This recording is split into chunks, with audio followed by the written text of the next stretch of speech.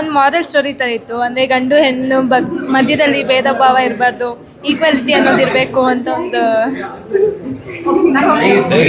Super ಚೆನ್ನಾಗಿದೆ. ಹಾಂ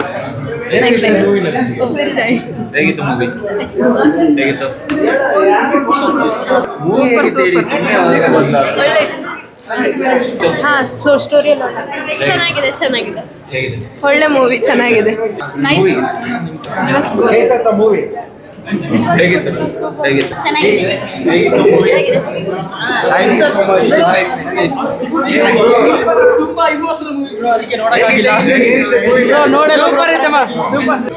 ತುಂಬ ಚೆನ್ನಾಗಿದೆ ಮೂವಿ. ಆ್ಯಂಡ್ ಇವನ್ ನಾನು ಆ್ಯಕ್ಟ್ ಮಾಡಿರೋದ್ರಿಂದ ನನ್ನ ಫೇವ್ರೆಟ್ ಹೀರೋ ಬಂದು Kichcha Sudeep. And he acted in same Tayavva ಮೂವಿನೇ. ಮತ್ತು ನಾನು ಫಸ್ಟ್ ಮೂವಿನೂ ತಾಯವ್ವನೇ. I am so happy. Movie ತುಂಬ ಚೆನ್ನಾಗಿತ್ತು. And my first movie. It was very amazing and good experience. Thank you. ಚೆನ್ನಾಗಿದೆ ಫಿಲ್ಮ್. ಒಳ್ಳೆ ಸೊಸೈಟಿಗೆ ಮೆಸೇಜ್ ಹೋಗಿದೆ. ಈ ಸಿಚುಯೇಷನ್ಗೆ ಇಂಥ ಫಿಲ್ಮ್ ಬೇಕು. ಇದು ಎಲ್ಲ ಥಿಯೇಟ್ರಲ್ಲಿ ರಿಲೀಸ್ ಆಗಿದ್ರೆ ಇನ್ನೂ ಚೆನ್ನಾಗಿದೆ. ತುಂಬ ಚೆನ್ನಾಗಿದೆ ಸರ್ ಮೂವಿ. ತುಂಬ ಚೆನ್ನಾಗಿದೆ ಸರ್. ಅದರಲ್ಲಿ ಹೆಣ್ಮಕ್ಳನ್ನ ತುಂಬ ಚೆನ್ನಾಗಿ ಓದಿಸ್ಬೇಕು, ಹೆಣ್ಣು ಭ್ರೂಣ ಹತ್ಯೆನ ತಡಿಬೇಕು ಅನ್ನೋದನ್ನು ತುಂಬ ಚೆನ್ನಾಗಿ ತೋರಿಸ್ಕೊಟ್ಟಿದ್ದಾರೆ ಸರ್. ತುಂಬ ಚೆನ್ನಾಗಿದೆ. ತುಂಬ ಚೆನ್ನಾಗಿದೆ ಮೂವಿ. ಒಳ್ಳೆ ಮೆಸೇಜ್ ಇದೆ ಸೊಸೈಟಿಗೆ. ಚೆನ್ನಾಗಿತ್ತು.